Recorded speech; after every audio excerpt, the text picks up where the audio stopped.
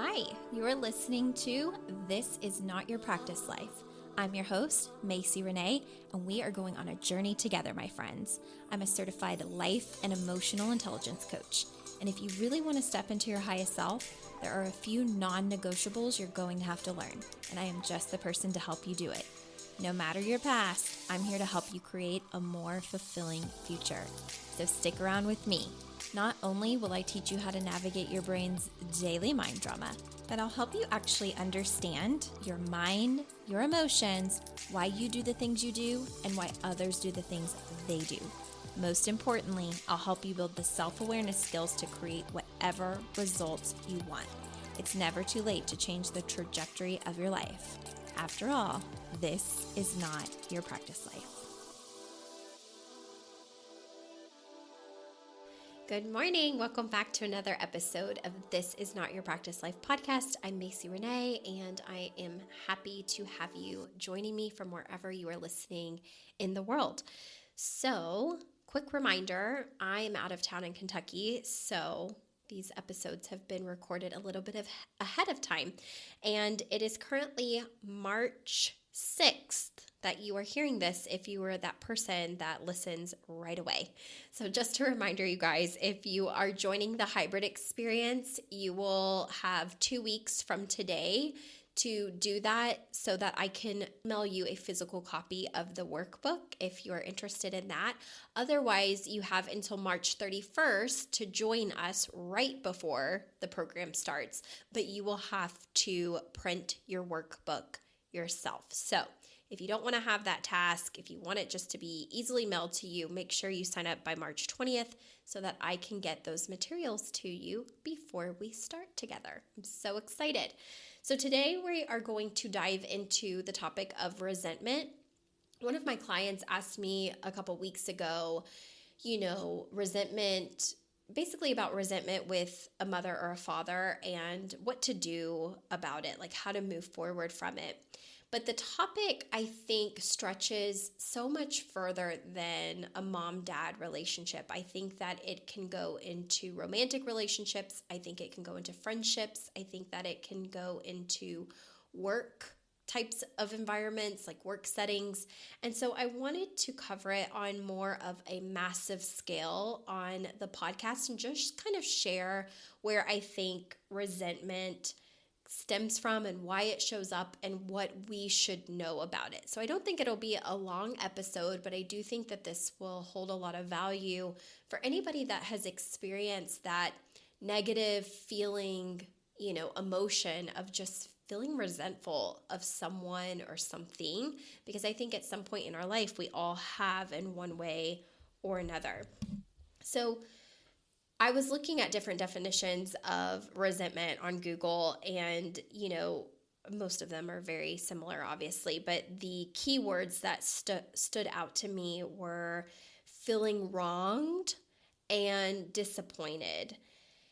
And I think whenever I think of my own definition of resentment, or whenever I've been able to really channel how I'm feeling when I recognize resentment is present, the way that it shows up for me is having an expectation of someone or something, and that expectation not being met in the way that I wanted it to be done, I guess you could say. Like it didn't happen the way that I would have expected it to.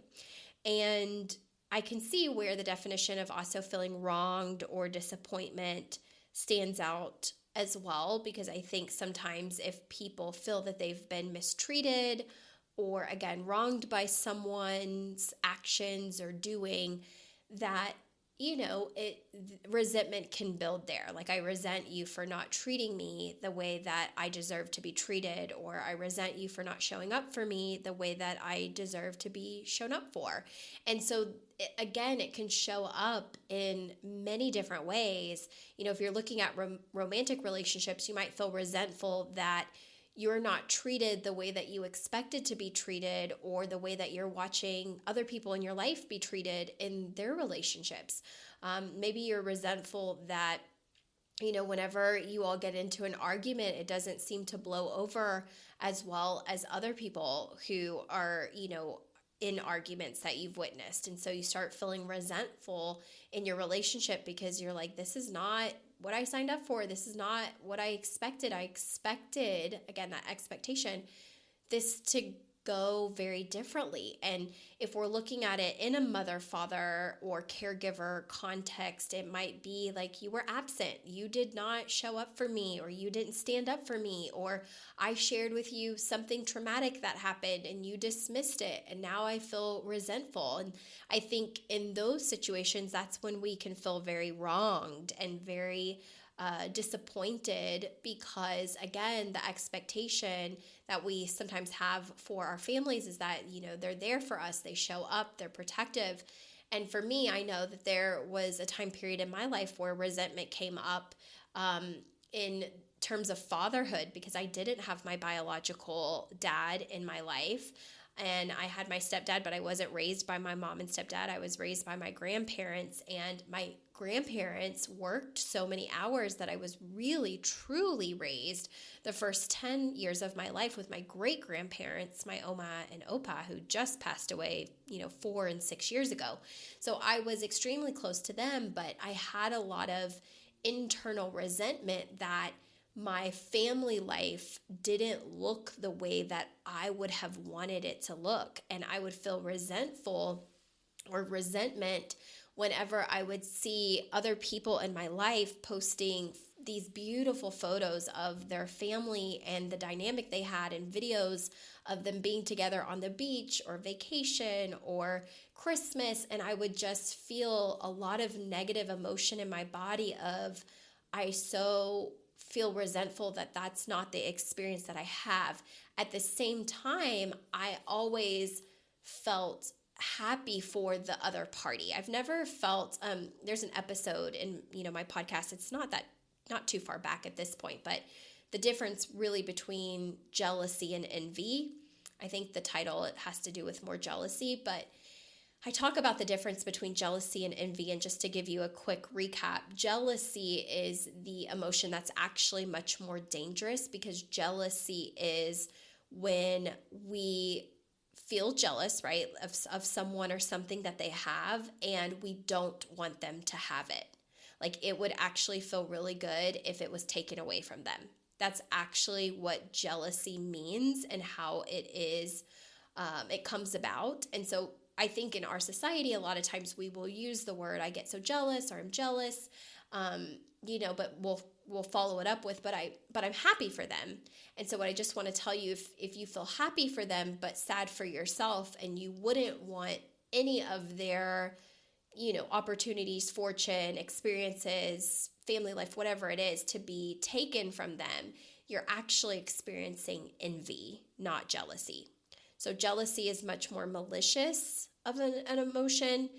It comes out very just kind of nasty, and where we feel the need to maybe talk about someone, and just kind of, can come off as joking that, what if they didn't have that, or I'd like to see them suffer a bit, or, it's not fair that they get that, but what if it's taken away from them? If it's any of that kind of malicious, icky, feeling attached to it, then yes, you're probably experiencing jealousy. But if you feel the way that I did, which was looking at family dynamics, where I just was like, oh my gosh, I want that so bad. I feel resentful that I don't have that, but I love that for them. I celebrate that for them. I wish they could adopt me. That was envy, okay, where I don't want to take it away. I don't wish anything harmful or negative on them or their experience. I just wish and long for the fact that I have it for myself.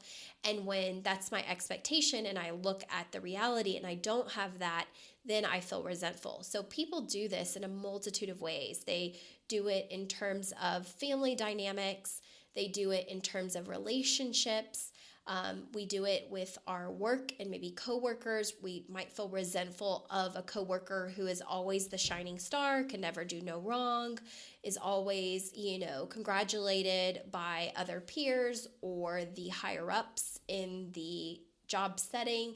And, we might feel resentful that the expectation was that we would get recognition, or we would be appreciated, or we would get, a recognition of award, or, something other than maybe like a $5 gift card, right? If our, again, expectation is different than what we're experiencing, resentment may very well be present. And here's the thing, like the work that I think that we have to do around the resentment. First and foremost, if you've been here for a while, my MO is self-awareness and emotional intelligence. And I think the first way to handle any kind of resentment that you're feeling is recognizing, one, that you're a human with a human brain, and that the resentment, is really just a missed expectation of what your brain thinks would be the most cozy experience possible. Meaning that the whole point of your brain having the expectation is because it is anticipating the happy emotions you would feel if you had it that way. So for example, like let's say you're looking at other people's relationships and they're all mushy and gushy and they get along great, right? And you're just looking at another person's relationship dynamic and you feel like, oh my gosh, I love that. Like I love the type of relationship they have with their partner. I wish that I had that, or I wish that we were more playful, or could communicate better, or didn't fight as much, or had more sex, or, like it doesn't matter what it is. Go on more dates. We're more romantic with each other, or spent more quality time together. When your brain is doing that, it's just important that expectation that you have is based on an emotion that you really truly want to feel. And you don't feel like you are going to be able to reach that emotion without the person behaving the way that you want them to behave, or the circumstance changing in the way that you think would create that fairy tale feeling, right? Again, whatever it is. So the resentment comes with, oh my gosh, the reality of what I'm experiencing isn't matching the dream.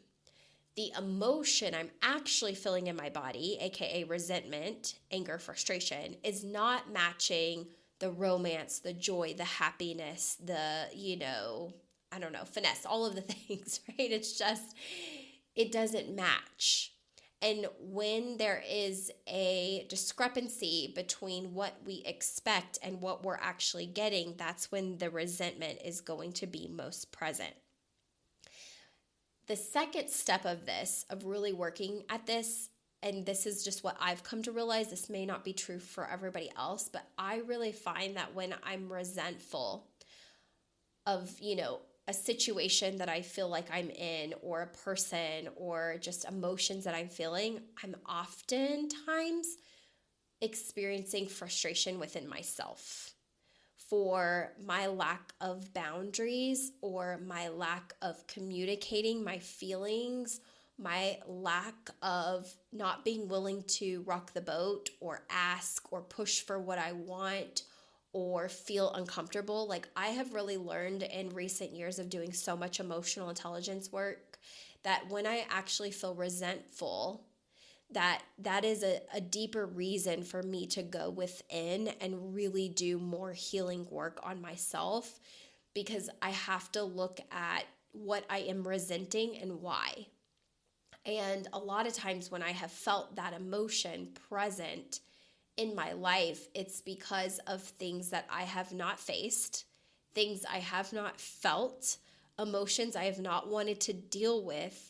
And it's easier to almost blame the circumstance or the person and feel resentful that it's not the way I envisioned, rather than turn inward and say, what is my role and responsibility in this? Because for instance, let's say you're in a relationship and you don't like how someone is talking to you when they're upset or when they're mad, and you start to really resent them because you're just frustrated. You feel like you're being wronged, right? You don't like their attitude or the way that they're showing up to you, and it feels really bad. And so you're having a lot of resentment in maybe your relationship because you're just like, I hate the way that this feels. It doesn't look or feel the way that I want it to feel, and I have this vision of how I would like it to be, and I'm watching other couples have that dynamic, but that's not the dynamic that I'm experiencing with this person. It's so easy to blame the person and say, I'm so resentful of you in this relationship. I'm like, ugh, it's driving me crazy, right? But then we forget that our role and responsibility is saying, well, have I spoken up about the way that they talk to me? Have I set a boundary around the way that they talk to me? Have I followed through with the boundary if they break the boundary? Have I followed through with the consequence of that? And P.S., just a side note, that if you don't know how to set boundaries or what it even means, I think it's episode 4 of my podcast. You have to go way back to when it was still called Becoming Your Highest Self. But you will find it, and it's very valuable. It's still one of the most listened to episodes today. So that's really important. But you have to ask yourself what role you're playing in that contributes even more to the resentment. So like I see this a lot with moms and with just women in the traditional kind of role of, you have several kids, maybe your significant other is out working and is maybe the breadwinner of the household. And so you're not only taking care of kids, but maybe you're working also, whether you're working or not working, but like in addition to everything you're doing, you are also cleaning, you're taking care of your kids' schedules, you're trying to make sure that they get to school on time, you're packing lunches, you're vacuuming, you're dusting, you're making beds, you're doing laundry, you're dealing with postpartum, or, you're taking care of sick kids. And then your partner comes home and they're dealing with their own stressors of like work and just, maybe having the stress and pressure of financial, whatever it is. And your expectation is that they come in and jump in and help, right? And I think any human would say like, yeah, that would be incredibly nice if they just would. And I'm sure that there are a lot of men and women out there that come home from work and they just do, right? But there's also the side that I see a lot of times in women where there's resentment for their partner's ability to come in after a long, hard day of work, sit on the couch, start, eating potato chips while you're cooking dinner and you have children hanging off of your leg. And so they will feel very resentful, and that resentment will build and build and build and build and build to the point where their brain starts contemplating divorce, right? Separation, just completely feeling like they can't even stand to look at their partner because their partner just waltzes in from a day of work. Hey, how are you doing? Tackles the kid for 2 to 3 minutes, and then the kids are crying and they're watching TV, they're watching football or whatever they're watching. And I see this a lot with my clients, and they're just like, I'm so resentful. Like, it's not fair that like I've been, just this task that I've been dealt with like the whole day, and I love my kids, but I need a break too, and they're not hearing me that I need a break, and they're not jumping in, and they're not helping with me with dishes or dinner, or like they're just so oblivious to it all, of feeling like it's okay that I'm just carrying the weight. But what will happen when I dig deeper into my clients is that a lot of times they're not even communicating that they want help. They're not communicating that they're angry or frustrated because they don't want to fight. They don't want to rock the boat. They, are afraid of what their partner might say, like maybe call them ridiculous or whatever. And so they're just not even willing to go there. And the lack of willingness to communicate is contributing to the resentment, but it's your part that you're playing. Does that make sense? So like, yes, it is human to have that emotion of resentment, but your work is to say, how am I also contributing to it based on what my brain is coming up with in my mind of maybe it's assuming he or she wouldn't help. Maybe it's assuming that he or she would call me ridiculous. Maybe it's assuming that they won't be consistent at it. Maybe it's assuming that, because I've asked them once and they, didn't help, that they won't ever do it again. Like our brain will assume, and again, when the expectation of what we desire doesn't match the reality of what we're living, that resentment builds. But we forget to check in with ourselves and say, how am I contributing to this? Am I communicating? Am I speaking up? Am I setting boundaries? Am I asking for help? Am I giving a task of exactly how they can help me? Or am I just assuming they should just know? They should just jump in, because a lot of times when we're just assuming that the other person should read our mind like a mind reader, a lot of resentment will build up. I know this because I've been through this a million times in my life, right? With different people, not even like husband. It's been when I've had an expectation, in a school project, like the the expectation that we're 50-50 partners because that's how the teacher assigned it. And yet somehow it's like 70-30. You know what I mean? And I'm doing the 70% of work and they're sitting back doing the 30, and I will feel resentment because I'm showing up to this group project like, what the hell? Where did you go? Why am I being left with all of this shit, right? And a lot of resentment will build up.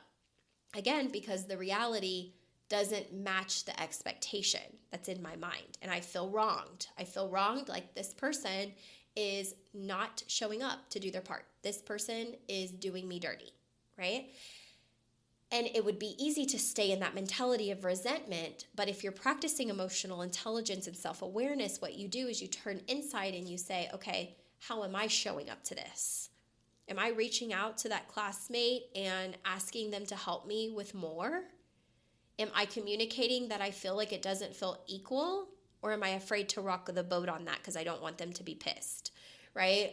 Am I communicating with the professor, like letting them know, like, hey, my partner's MIA? I actually had this happen in college to me where we had a project that we were supposed to be doing together, and it was like we were going to be working on it 2 days a week, I think, for about 6 weeks. And for the first 3 weeks, my partner was not even there. Like they were on vacation or sick or wherever they were. And I was doing the whole project by myself, but it was going to be graded for the both of us. And I really felt wronged. I felt like, one, I was frustrated because I needed some other brain power. It was a subject that I felt okay in, but not super, super confident on. And because that person's grade was also going to be reflected with mine, I felt pressure and I felt, a lot of frustration that they weren't there to also tell me like, no, you're effing that up. Why are you doing that? Or no, I like the way that this is, but I think we could do this. Like I wanted a partner. That was the assignment. And so I was watching in class, everybody work really well with their partner and be 50-50. And for me, it felt like 90-10. And I could feel the resentment and the pressure and the frustration and all of it building up, that by the time my partner came, like I was a mix of, I just want to sit back and do nothing. And also, no, now I've been working on this for so long, I don't even want you to touch it because whatever the grade is, like I want it to be my grade. And I eventually got to the point where for me, rather than hold that resentment and not be able to look at this classmate ever again, I went to the professor and I was like, here's the deal. And because you take attendance, like I have been doing this by myself. I don't think it's fair that we get the same grade, whether I fail it or don't. Like, I don't think if I fail it, I don't think that they should also fail it. And if I, get 100, I also don't think that they should get 100. Like, I think that there needs to be some fairness here. And it was very challenging for me to speak up for myself because, again, growing up in trauma, I very much suppressed a lot of my thoughts, a lot of my emotions, a lot of the things I wanted to communicate with anyone, because growing up, it just wasn't going to be the safest thing. It was walking on eggshells, making sure that the people who couldn't control their emotions were never upset. So for me, I learned growing up, let me be the quiet, people pleaser, timid one that doesn't speak up because I don't want to rock the boat or upset anybody. I don't want anybody yelling, anybody screaming, anybody, coming at me. I'm just going to be the good girl. And so for me in college, a part of being quote unquote the good girl felt like I'll just be quiet. We'll finish this project. We'll get it done. We'll both get the grade, whatever. And then I thought, no, I am not going to do that. I'm so tired of suppressing myself and what I am feeling in the name of comfort. And so I went to the professor and I just expressed like exactly what I was feeling and what was going on. And it turns out we did get different grades. Like I got graded based on my effort and what I was doing. I think I got like somewhere in the 90s. And when my 50-50 partner that wasn't so 50-50 came back, they had gotten like, I don't know, like an 80 something. And I remember them asking me, like, did you also get this? Or like, did we do better? Because I think that that person wanted a better grade. And I was like, I just didn't answer. I'm like, nope, I'm not even going to go there because I just can't. And so my role in that was, instead of just feeling resentful the whole time and then getting the result of us both getting the same grade and feeling resentful with the professor, feeling resentful with my class partner, it was like, no, my role is to speak up about what doesn't feel right to me and honor myself in that way. And so I think we forget to do this as wives, as moms, as husbands, as, partners, coworkers, whatever position that you're in, where you're just, you have this different idea of how you think things should be, and then they're not that. And then the resentment contributes to blaming and being very frustrated and angry and holding a lot of toxic kind of emotions in the inside.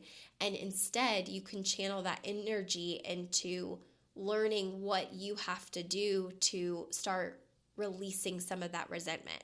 And I know for me in my life, it's been to speak up and to not back down. Like, if I feel that I've been wronged, I no longer am the people pleaser that's like, oh, well, I'll just forgive you again. And then internally go, be ready to blow fire out of my ears because I'm so mad, because I keep forgiving because that's the good girl thing to do. Like, I've stopped doing that. Like, if I notice resentment in my body, I ask myself, why is it there? And what do I need to communicate, or how do I need to show up to make sure that this is squashed? Like, to really heal it, to do my part. I can't change the other person, but I can have boundaries for myself and what I will and will not tolerate. And I can communicate what my expectations are, whether they meet it or not. And then if they are not meeting the expectations, whoever they are, if it's truly a problem that I cannot live with, then I need to have boundaries. And if they break the boundaries, then I need to follow through with the consequences I set of them not following through with the boundary. And that's where a lot of people lose themselves, is because they want to set the boundary, or they do, technically set the boundary in communicating what their boundary is. But when the person continues to drop the expectation, right, or drop the ball in that regard, a lot of times for my clients, they're like, they just keep dropping the ball and I don't know what to do. Well, what were you going to do when you were thinking about your boundary? Like, what was your boundary? What was the consequence to them not honoring your boundary? And, maybe in their head, they're like, well, my consequence was that I was going to walk away or leave or hang up the phone or, confront them about it. And if I ask them, well, did you do that? A lot of times they'll say no. Well, why didn't you do that? Well, because I didn't feel like fighting. I didn't feel like arguing. I didn't feel like, being told I'm being dramatic. I didn't feel like experiencing the aftermath of it all. And I want you to know that that is not the responsibility of the person that you feel resentful towards. That is your responsibility to really ask yourself why you're not following through. And what emotions would you have to feel to follow through with your boundaries? There have been times where after I felt resentment and I have communicated how I felt, which PS feels super uncomfortable for me. Like, to actually say what I'm feeling and to communicate feels so freaking uncomfortable to me, even still to this day. Lots and lots of coaching and personal development later. Like, if I'm upset with someone or something, it's very hard for me to tell them that. Because I don't, like, it's never coming from a malicious place of wanting them to feel bad. I mean, sometimes I know it's going to make them feel bad and I'm like, well, I felt bad too, right? But I really don't have the malicious intent with it, or intent. And so, sometimes I have really had to sit with the discomfort of telling the truth, my truth, even if they don't agree with it, even if they want to argue with me on it, where I'm saying, no, this is how I feel about this. You're not going to manipulate me or twist my words or try to, justify what it was or why you did it or whatever. Like, I have to honor myself here. And I also feel pukey while I'm doing it. I feel like I'm going to pass out. I feel like I want to run away. I don't feel good. The emotions don't feel good. But rather than let resentment live in my body of not saying a word, it's better for me to just say the words and then hold myself and have my own back through the emotions of being truthful to myself. So that's our work with resentment. Okay? I love you. If you all have any questions at all, please message me. Just know you can still sign up for a 60-minute consult at any point. If you're looking into joining the hybrid experience before registration closes on March 31st, then be sure to get in touch with me as soon as possible. And I just look forward to talking to you again. I will see you very soon. Have a great week. Bye-bye. Hey there.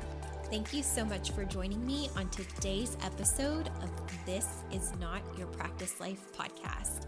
If you'd like to connect on social media, you can find me on both Instagram and Facebook at Macy Renee Coaching. And if you want to stay up to date on all of my offers, announcements, and inspirational emails, you can join my email list at macyrenee.com.